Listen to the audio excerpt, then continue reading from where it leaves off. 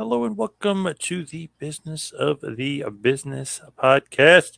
I am your co-host, JP John Bosch from the Two Man Power Trip. Of course, joining me is the wizard himself, Mr. Trumpmania, Mr. Lavi Margolin. Lavi, how you doing today, sir?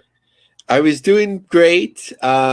Just prior to recording, we got the news of the passing of the great Terry Funk. So condolences to the Funk family, to friends, and many colleagues across the wrestling universe, like many others. Certainly, one of my all-time favorites. Like if you were on a desert island and you couldn't watch anything else, right? Like certainly Terry Funk would be one of those guys like to choose his matches. I jumped in like discovering the NWA like during that Flair feud with the plastic bag, which like as a 9-year-old it's like whoa, and then passing through USWA, WCW, ECW, WCW, Chainsaw Charlie, which was a surprise. I didn't know who it was like for the first couple Yes. of weeks. Just an amazing performer, and from everything we've heard, somebody that gave back so much and just wanted to help others. And from a business perspective, what do they call that? A futurist. Everyone always talks about that Funk was the one who knew early on that the territory system would die and that it would be dominated by one or two national wrestling promotions before the WWF went national. And to me, I love Funk, one of my all-time favorites. Loved all of his merch, all the Texas Bronco stuff, all the gear. I mean, just the Funk U stuff. I mean, so much good, like ahead of its time, marketing and merchandising stuff. But I am obsessed with like the feud. So, like, okay, an awesome feud with Jerry Lawler, he had an awesome feud with Hogan, he had an awesome feud with Flair. He had a little bit of a feud with Bret Hart, which was a great match, obviously, for his WrestleFest 50 years of Funk. I mean, just one of those things had awesome matches with Ricky Steamboat. It's like, man, this guy could have a good match with anybody and of all shapes. I mean, Hogan wrestles completely different than a Flair. Brett wrestles different from Lawler, and he's able to have awesome matches with everybody. So fun. And then Shane Douglas, he's having awesome matches. Cactus Jack, McFoley. I mean, then Chainsaw Charlie and Foley are having crazy matches. So to me, Funk, one of the all-time greats. Just absolutely love him. If you want to see like the perfect pro wrestler, you got to throw his hat in the mix. He might be because he could do it all. He could do comedy, he could do serious, he could do chain wrestling, he could do brawling, he could do like legit blood feuds. Uh, his feud, obviously, with Dusty Rhodes is off the charts. So I got to put Funk up there. If you don't want to say Mount Rushmore, if you want to say one of the goats, he's got to be up there. He's got to be at least be considered. Yeah, 100%. Like if you're building, a team, right? Like in sports, you need players that are utility is like dimming it too much, but people that can really do everything. And Terry Funk was that, and just like so many amazing points. Like you can know him for just one or two things, and then you come across his stuff in Japan when the ring is exploding. It's just amazing. And then you see the clips when he was retiring. What was it, 82, 83, and just knew how to work the audience and see the Japanese audience like go crazy for his entrance with his brother. And if you look at it too, it's like that's another run. So he had the NWA championship run in the mid 70s. Then again, he goes to All Japan, or basically in the early 80s there, and him and his brother are dominating with Hanson and Brody. I mean, there's so many different incarnations of him and just succeeding basically for like 6 decades in the wrestling business. Just absolutely amazing career, and what a run. Yeah, and it's funny. Before I was a wrestling fan, I had gotten I don't know if it was a birthday present or it was just like discounted at Toys R Us. I had the Terry Funk LJN doll, so it's in kind of rough shape. I don't know if the dog ate it or I ate it or something like that, but it's still around, and it still reminds me. And then later, when I learned who Terry Funk was, it was even cooler. Nice, love that. But of course, R.I.P. Terry Funk, one of the all-time greats. There's no doubt about it. As we move into the news and the news cycle, we've got a lot to cover here. What about Billy Corgan and the NWA? So a really, I guess, unexpected week or few days for the NWA as we record this, and not too far away from, I believe, their 75th anniversary show. Billy Corgan is the one who typically gets the press when they want to put a spotlight on the NWA, understandably, given his celebrity. But said some really interesting things, said some other things that seem off. Then Tyrus was noted for saying some things, and then things really were blown out of the water. So let's do this one step at a time. The first statement from Billy Corgan, I very much affirm, which is, look at WoW. Doesn't get a lot of love from wrestling media, but WoW is very credible and draws on national television to incredible ratings, giving people work and entertaining fans we don't know out there because they don't fit into the normal bucket. What I'm saying is, wrestling does a poor job at times as a culture of looking past the obvious gossip, realizing there are the impacts, WOWs, and NWAs building a business that is necessary for the ecosystem of the entire business, plus giving opportunity. So I think that's a great point. Like, people often forget, especially about WoW and Impact. I'm not sure the NWA really fits there right now, although there are some people that are utilizing it for a full-time job. So that is a great opportunity. What else? It was not the core of my decision to put the title on him, Tyrus, strictly because of the marketing of that title on television, on Fox News. He did that on his own. He asked for permission, but he did it on his own. I think he says a lot about the NWA and how I want to run the company, which is, we're going to do it our own way. It's not for everybody, but you're talking to a guy who runs his band the same way. It's worked out on that end just fine. Do you know how many times I've been pronounced dead on the mat in my career? I understand what it feels like to take the heat, but I don't think the heat is bad for wrestling.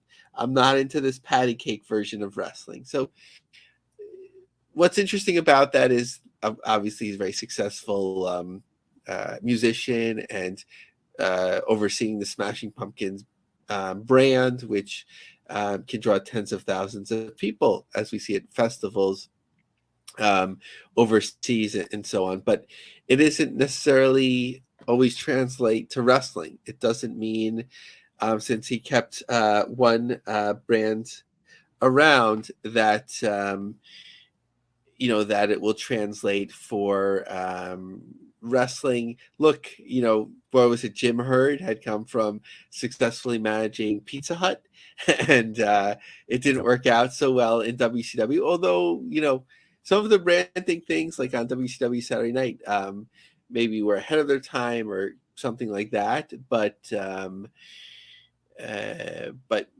has to take a hard look at what the NWA is. And with Tyrus, obviously, being to be the champion, it's one thing, but are they making money? Are they worth more money now than they were? I wouldn't think so. And I saw this quoted in an article, and I really have to go back to Corgan's interview with Chris Van Vliet from the source directly. But in this article, it said the 56-year-old, meaning Corgan, has brought the company's value from $20.9 million in 2019 to $34.8 million in 2023.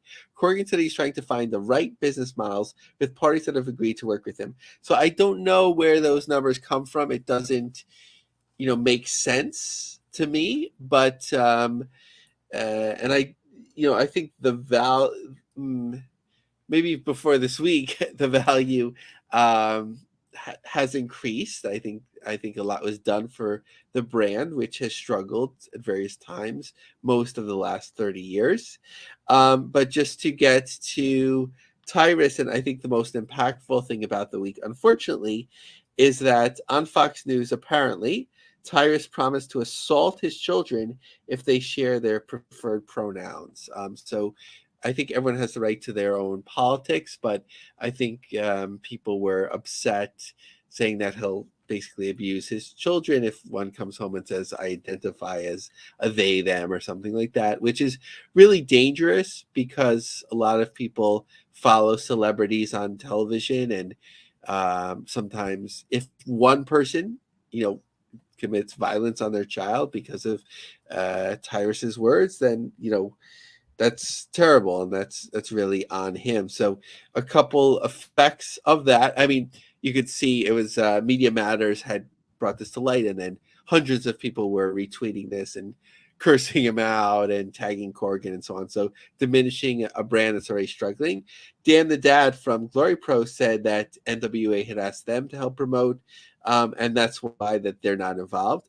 And potentially related or unrelated, I don't know. Mae Valentine, their backstage interviewer and former playmate, and really somebody that has gotten the company mainstream attention, really stands through stands out in a different way, that she said she's done with the NWA. I don't know if that's related at this point, but that's something to note. Interesting. And a special guest joining us right now, the owner of OVW, Mr. Matt Jones, returning to the show. Matt, how you doing? I'm great. How are you fellas? Sorry, I was thinking we were on Central Time and it was Eastern Time and I screwed up. My fault. But glad to be with you late. Hey, no problem at all. You guys had some huge news going on with Netflix. How did this happen? What's the latest on the premiering Netflix documentary or docuseries, I guess you could say?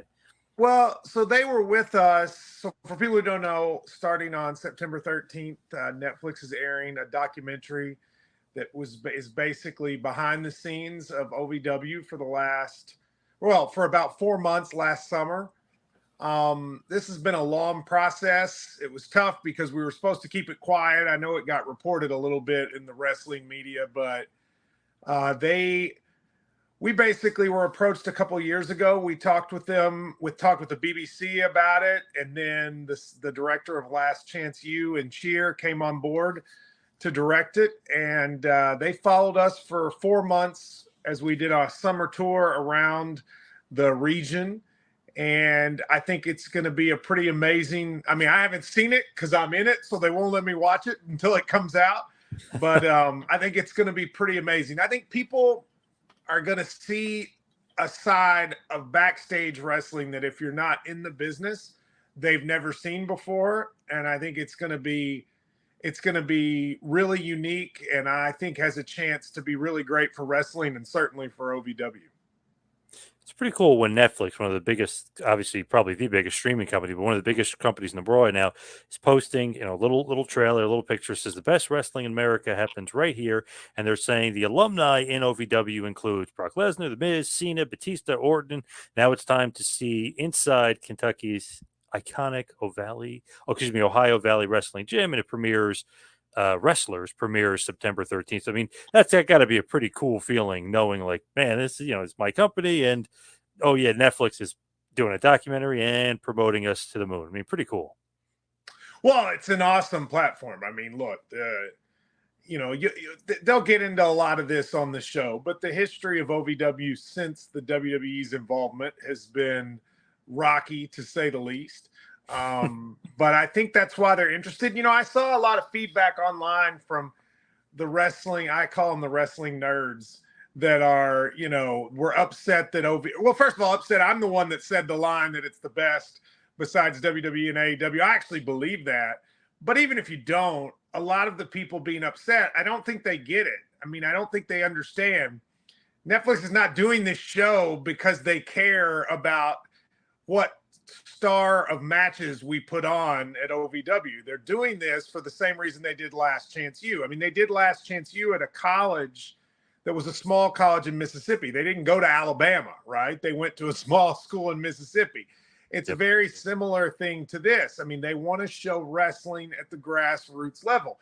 And the reality is for WWE, AEW, and maybe even things like Impact, NWA, they're not going to show you the behind the scenes drama because they have, they have interest in not letting the world know all the things that happen.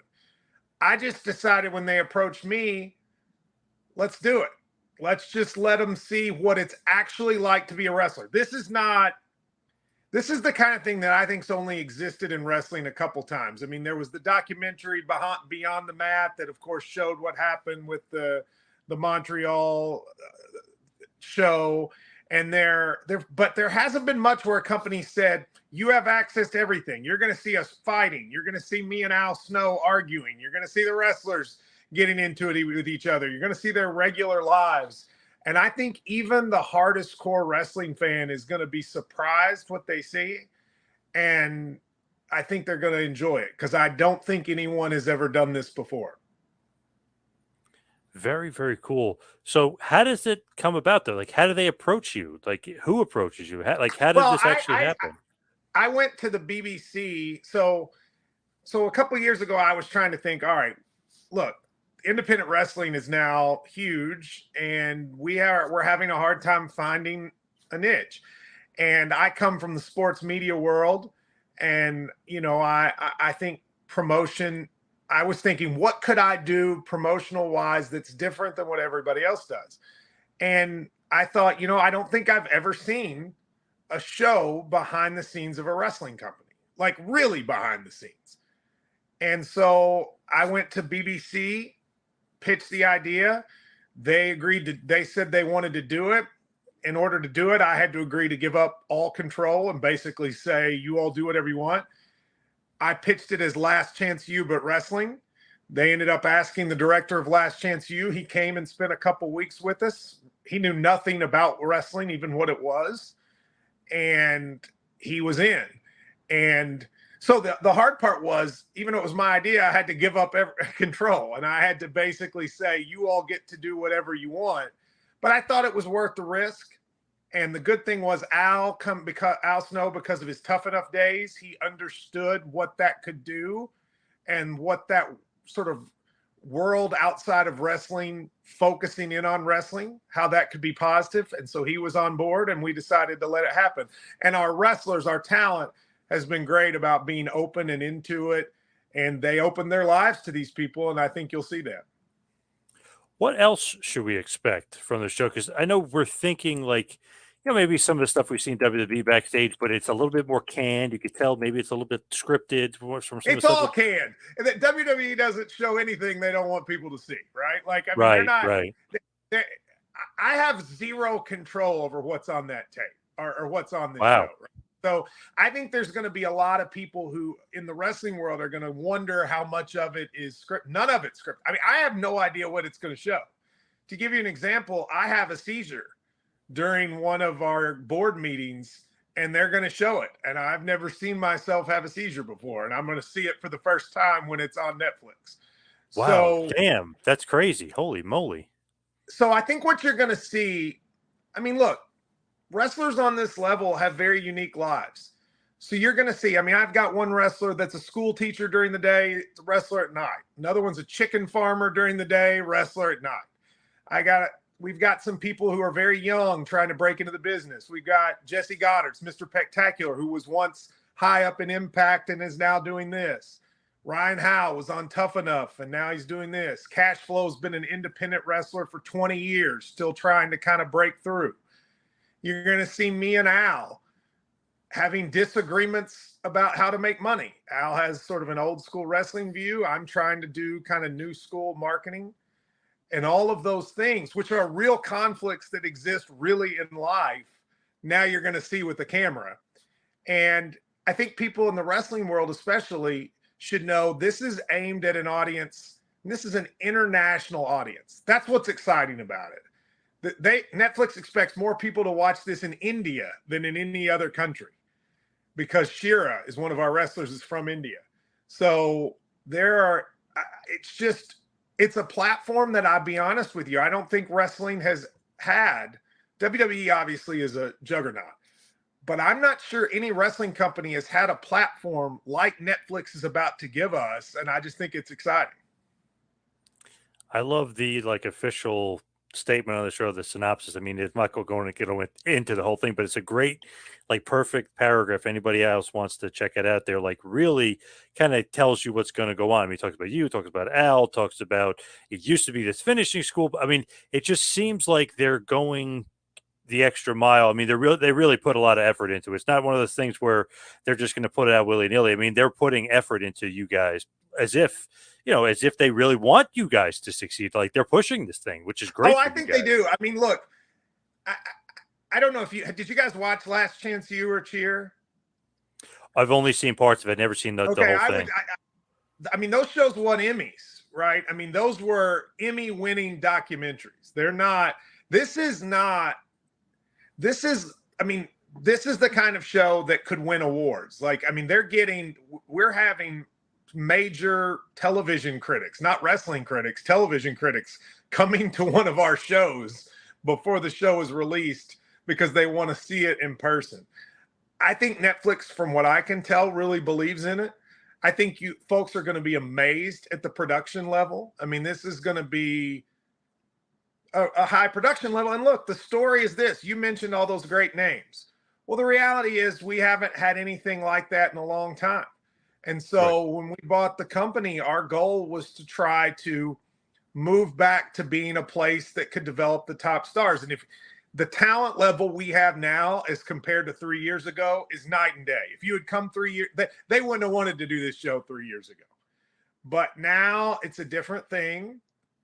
And that's what they want to tell, is the story of people really struggling to make it in their dream. And I think that's what's really exciting about it. And, you know, we have some folks that have, even since the cameras rolled, hit success. Layla Gray is with AEW, but she's still with us. She came through with us. The Outrunners have been with us for on and off, and now they're, you know, having some success on a higher level. So I genuinely think this show is going to lead to a number of our people getting a shot at a higher level. Lavi, I know you have a bunch of nice questions for Matt. Why don't you take it away? Yeah, so something that I was thinking about when the show was announced, you had mentioned a couple other documentaries, but Formula One was something that was somewhat niche here in the States. Drive to Survive show, has that been something in the back of your mind, the transformative nature of a show like that?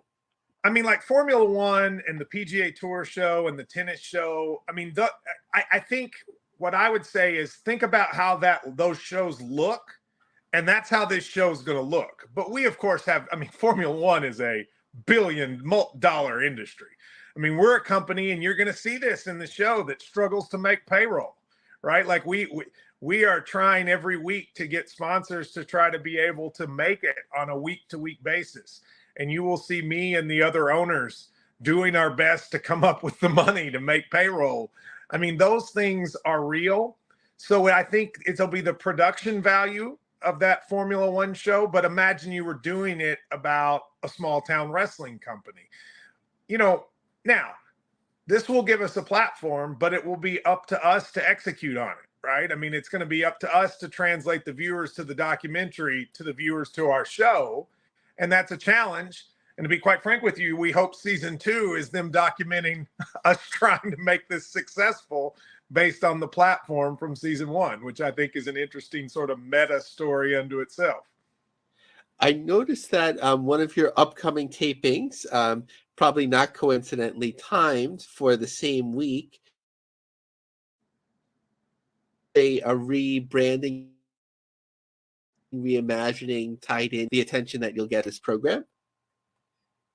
Yeah, so I don't think I'm spoiling anything to say this, but I want to try something innovative. Okay. So again, I want you to think about the theory of what I see from this show. I mean, Netflix expects there to be millions upon millions of viewers to this show. Okay. These are all people, the vast majority of which will have never heard of OVW, many of which will have never watched wrestling before. So I need to make my show accessible to them. So we're making it free on our website, free on Fight TV. But B, I want them to turn on our show and see the people they watched in the documentary. And in some ways, the world of wrestling in our show needs to be what it looks like in that documentary. The same people, you know, the same so we're going to try to make the conflicts they see in the documentary for them to show up in the show. And that's going to be, I can't say what that is because I haven't even seen the documentary yet. So we said the idea of hard reset was OVW is about to reset. And we're going to get the eyes of a lot of people who've never cared about us to at least give us a shot. And so we need to have that ready. We need to have the people. So, I mean, again, let's use me and Al. I think you're going to see a lot of the show Al and I disagreeing. I wouldn't be surprised if we decide to make Al and I disagreeing a part of our regular weekly OVW show, because we kind of think, wrestling is all about turning sort of this meta world into reality. Okay, what about turning the reality into this sort of meta world? And I don't think anybody's ever tried to do that, because very few companies have opened their doors like we're about to. So I'm glad you brought it up with Al Snow, and I think that really stands as a central point to this forthcoming show. Normally, I wouldn't bring it up because it could be awkward between an owner and senior management. But sort of without giving away the show, what is, like? Of course, Al is the veteran. You're the business person and so on. But like, what are some of the issues that you've butted heads on? Has there been creative angles or? Mm-hmm. Yeah, let's say what Al and I agree with. Okay, so we both agree that independent wrestling's weakness is it's too much sort of look how athletic I am and not storytelling, right? So Al and I agree on that. Al and I are big on the thing that makes wrestling successful outside of the hardcore fans is storytelling. And a lot of what I see when I watch independent wrestling is who can do the best moves, the craziest moves, and that to me does not sell the way so Al and I agree on that. Where Al and I would disagree some is Al, I think, doesn't see marketing the way I do. He is wrestling focused, which is good because I think he's got one of the best wrestling minds of all time. Whereas I'm thinking about things like, how do we get a Netflix show? How do I get people who don't care about wrestling to watch? How do I get, people? So a lot of our business model is we go to county fairs and do shows in front of people who don't even know about wrestling. And I had the governor. The governor is gonna. We created a title belt that was the belt of Kentucky, and I got the Kentucky governor to give it away the first time. Those are things that I think are important that Al probably rolls his eyes on a little bit. So you see that sort of fight between this wrestling marketing mentality and me, sort of a broader marketing mentality. And sometimes he's ended up being right, and sometimes I've ended up being right. I think what the show shows is a course of time we both end up respecting each other's view a little bit more than we did maybe when they started filming. So I think one of the best advocates, as I'm sure you know, for OVW is Mr. Spectacular. Oh, dude, he never shuts up about it, does he? He's the biggest promoter in the world. I love it. Yeah, we've even had, he listens to the show and talk about in the weeds. We've had arguments online, good natured, about how many homes that U2 America gets and so on. So we enjoy talking about television distribution. But in terms of television, so we talked about this a couple of years ago. You're well established now in various markets in Kentucky. I would say that outside of certainly WOW and a championship wrestling presented by CarShield, you're right up there with reality of wrestling, maybe even a little bit ahead of them in terms of pretty wide distribution. But sort of, do you see this show as sort of like that next pivot point to, ideally pitch Netflix on a weekly episodic show? Are you taking meetings? Well, that's the dream. Yeah, that's the dream. But look, that's going to be so. First of all, I love Jesse, and I want our wrestlers to know we have wide potential distribution. But I don't have to tell you guys, there's a difference between potential distribution and people watching, right? Here's what I care about. I got to balance the budget. I got to see, can I sell ads and can I get people to, how many people are actually watching it? So you will see this play out in the documentary. Wrestlers, and I want them to do this. This is what they need to do to be successful. They have to live in a world where they believe everything is the biggest thing in the world. I have to live in the world of how many people are actually watching this thing, right? And how do I get more people to watch this thing? So we can be on 50 channels, but it doesn't matter if nobody's watching those channels, right? So my goal is to get us on channels people watch, right? And my goal is to get us in markets that people watch. So we are watched in Kentucky. We are very well known in Kentucky. But getting outside of Kentucky, you got to hunt us down. Now, many more people watch than when I was here 2 years ago. but still not enough to where we can make the money in order to be what we need to be. So, look, would I love for Netflix to give us a weekly show? Yeah. Do I think that's likely? No. What I think is hopeful is Netflix says, look, there's something here. Maybe we can do 2 specials a year. You know, back in the old days, WWE did 4 a year, right? Maybe we can do 2 a year on Netflix. And if I have 2 specials a year on Netflix, I can go to real TV networks and say, now, why don't you do our weekly show? Because twice a year I get the Netflix platform. That's the goal. And I love Jesse because Jesse is our biggest advocate, and Jesse is known outside of our region. But we have a long way to go. And this is, I mean, look, Monster Factory on Apple TV, which I thought was a good show. But Apple TV is Netflix is in 45 times more homes than Apple TV. Okay. So even if Monster Factory is as popular as it can be, it can only be reached in 1 out of every 45 homes. We get a chance to be on the largest platform in the world. I tell my wrestlers this all the time. More people watched Last Chance U than watched WrestleMania. Okay. Why can't that be us?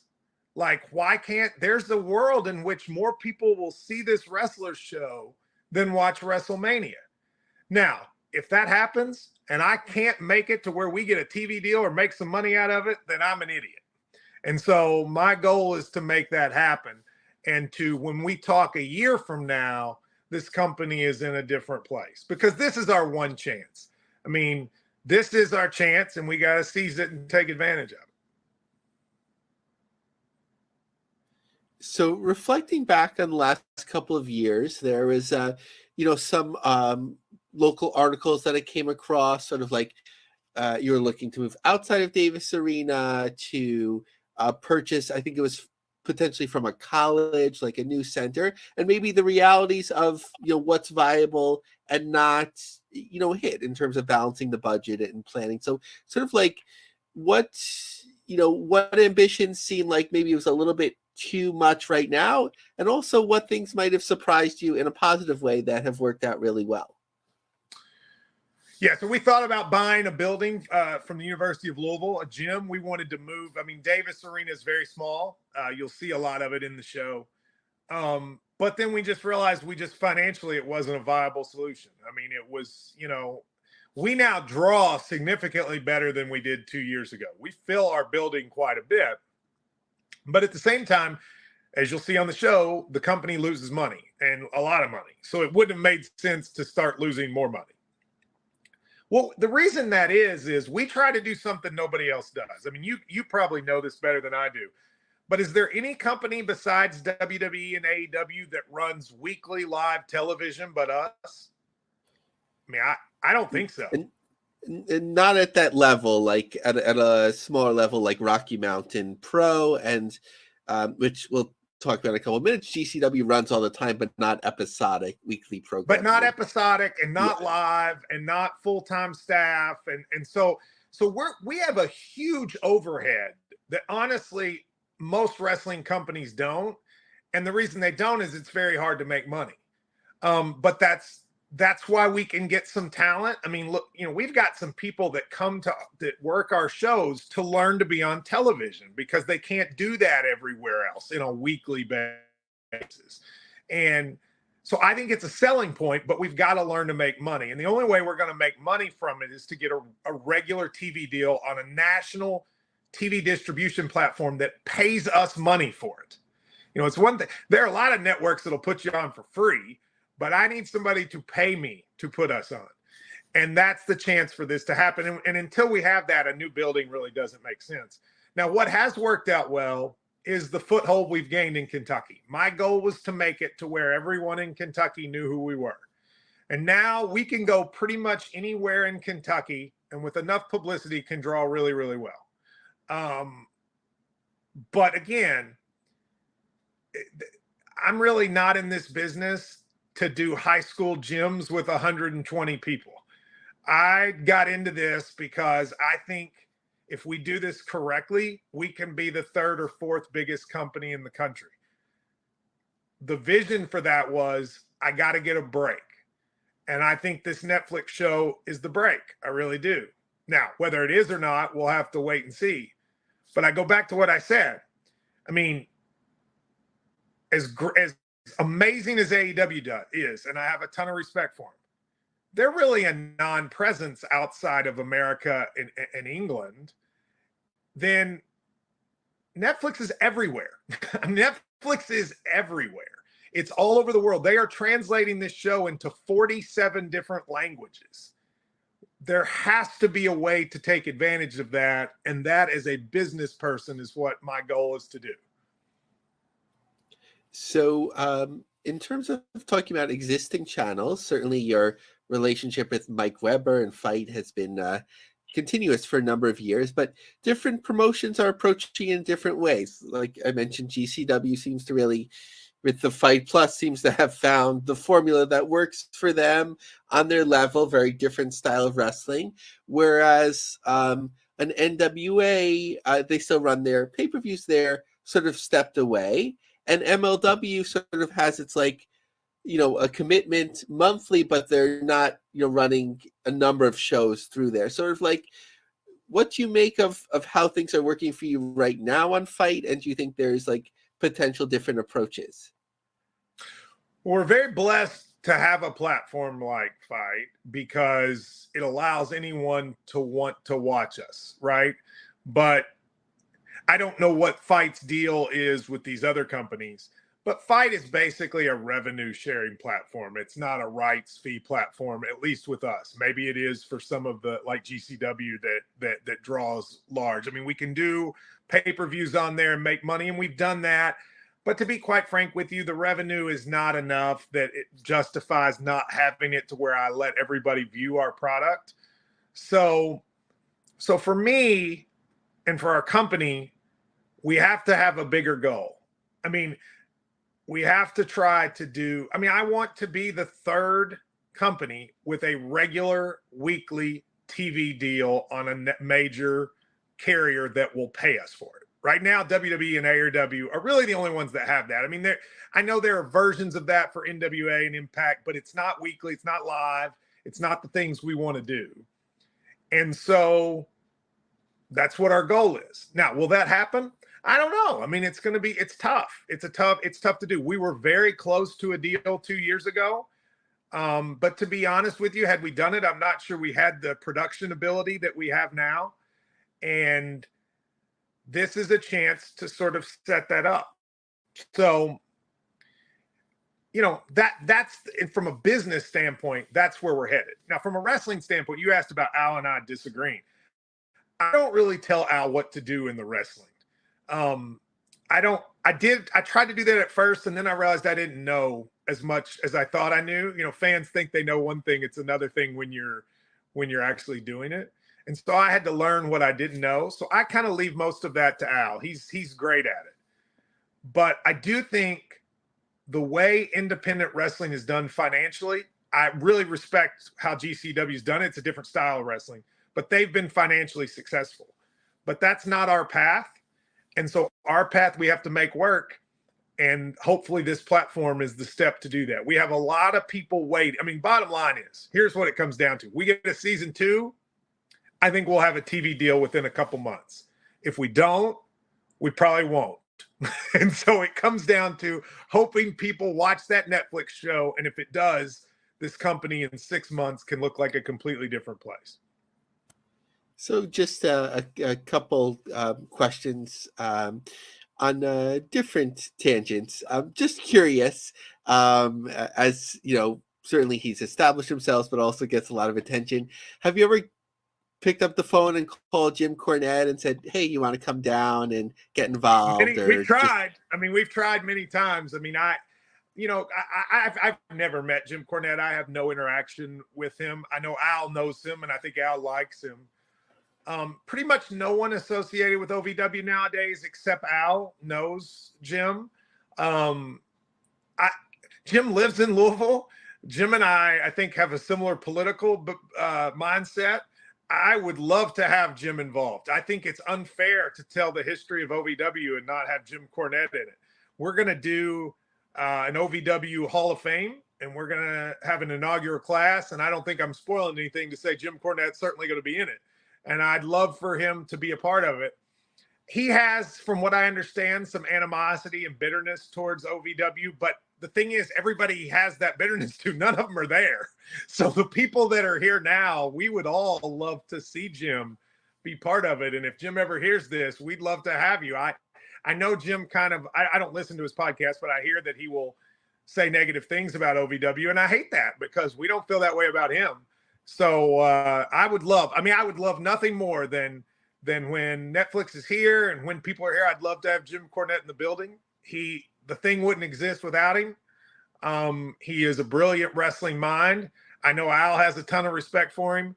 And so I'd love to have that happen, but he has to be willing to do it. And I've just gotten the sense, I've never talked to him, but I've gotten the sense that he has a lot of sort of bitterness towards OVW. But my reaction would be, none of those people are here anymore. Like, the only person here is Al, and you like Al, so why not try to do it? Yeah, it reminds me of that story from years ago where New Japan hated Impact Wrestling. They were like, basically the idea was like FTNA, because New Japan sent their rising stars who became, the Tanahashi and so on, who became the huge stars, and they treated them, terribly. But, Jeff Jarrett had been gone for years, but that perception remained. So that's something, something to think about. I'm friends with the great Brian Last, so maybe I can help put in the good word. If you could pave that way, we would love it. I have really advocated towards trying to make that happen for a long time because, I grew up watching Jim, and when I got involved with OVW and learned a lot more about its history, there's a couple people that really matter. And I'll be interested to see how Jim handles this when it comes out. I mean, when the trailer came out, every wrestling fan online was tagging Jim Cornette and going, "What do you think? What do you think?" So at some point he's going to have to respond to it. I hope he takes it as a positive, because I've not heard one person say a negative word about Jim Cornette that's in OVW now. Most people, if he walked in the door, probably people would greet him with like awe, including me. So I would love to see him here. He's just down the street. He literally lives 2 miles from us. So hopefully we could make it happen. So just a grassroots question from me. I don't know if it's considered competition or, rising tides raise all ships and something like that. Derby City Wrestling has entered your territory. They have television. They have the United Wrestling behind them. Dave Marquez, who has years of experience. Have you noticed them? Have you watched the show? Any thoughts? I have not watched the show. I know Gilbert Corsi, who's involved, has been a friend of mine over the years. I wish them the best. I respectfully, I don't really think what they're doing. Like, we have a different goal than them, right? So their goal is to do sort of local and regional programming. We have a show premiering in 3 weeks on Netflix. So I don't consider they're doing one show a month. I think we do shows every week. So I don't really honestly consider it competition. I agree with you with the rising tide theory. So we have some wrestlers who are with us that now do stuff with them, and I wish them the best. I mean, Dustin Jackson was with us and does stuff with them, and I'm proud of him and all the people that have been with us. Look, I didn't come from the wrestling world. I came from the sports world. And in the sports media world, if I work at ESPN and somebody works at Fox Sports, it never makes sense for us to hate each other. Why in the world would we do that, right? Like, who cares? We're just working in different places. So I feel the exact same way about wrestling. I know there's a lot of that happens, especially amongst promoters. No, I don't feel any of that, in part because I don't know any of these people. The only people I know in wrestling are the people that have walked through that door of Davis Arena. I don't know anybody else. I don't know anybody in the WWE. I've talked some with Tony Khan. So I do know Tony Khan a little bit, but I don't know anybody. I don't know Billy Corgan. I don't know anybody in TNA. I don't know anybody. So, like, how can I dislike people I don't know? So I know Gilbert Corsi, but I don't know one other person involved with Derby City Wrestling or any of those things. So I wish them all success. But I mean this respectfully. my goal right now is this show debuts on Netflix. I want it to be the #1 documentary Netflix has in the month of September. We had more views for our trailer than any trailer that they've released in the last 3 weeks. That's what I consider my competition, is trying to make a national, interesting television product and not whatever's happening in the wrestling world. So this is fascinating, and I had said last question for me before I turn it over to John, but I do have one more question. I believe it's Richard Schaefer who came over to Anthem recently, and one of the things that they spoke about was making acquisitions in pro wrestling, and John and I have talked about it. And really, the only one that would make sense to us would be for Impact to establish themselves with somebody, or specifically with OVW, sort of to have that system in place so that they can grow together. So the question is, would something like that make sense to you? And generally, as a business person, are you open for business? Like, did you invest I now? mean, it would. Mm-hmm. Of course, it would make sense. I mean, if I were WWE's in a different situation because they have NXT, although I still think NXT leaves a gap for them. They still are trying to, now NXT is so big that the step that OVW gives you, which is a chance to learn and fail on television, they're not even really able to do that now because 700,000 people are watching NXT, so they better not screw up, right? But I think something AEW is missing, and I've talked with Tony about this many times, and we've had these conversations, is when OVW was in its heyday. I mean, I wish I could show you the old tapes of John Cena, Brock Lesnar, and those guys when they started. You see the highlights, but unless you lived it, and I didn't live it, but I've watched the tapes a lot. I mean, they were looking bad sometimes, but they needed to do that. And the crowd reacted when they were bad, but they didn't hate them. They knew they were starting. You know what I mean? And they had the ability to mess up. And they had the ability to mess up without being mocked mercilessly, like happens to a lot of young wrestlers now. So I think, for whether it be for AEW, WWE, Impact, whatever, the idea of having a territory where people can get over locally, because the wrestlers that we have at OVW are big in Kentucky. They can go anywhere in Kentucky and people know who Cash Flow is. They know who Luscious Lawrence is. They know who these people are. That is happening in Kentucky, and I think there's value to that for the big companies. Throw in the fact that now, we have this Netflix thing. I would certainly love, I mean, we had conversations with, we have a little relationship with Impact. I mean, that's how Shira is with us and a couple other people, but it's not consistent. But if I were one of those companies, I think there'd be a lot of value in having it, for the reason that great class that everybody points to the 2002 OVW class, but there were people for the next 9 years that came through here that are wrestlers now, Miz, CM Punk, Cody, all those guys, they came through here and they learned how to sell and how to be TV presences here. And I think there's definitely still value in that in OVW. And again, because we're the only show that does live weekly television, if I'm one of those companies, I would want to do that. So just to be pointed, so of course you would establish the relationship, but are you open for business, meaning that for the right offer, would you sell, or you got in this to grow it, in terms of a number of years and sort of take it from there? I mean, would we? That's a tough question. I mean, I think anybody would sell if the offer's right?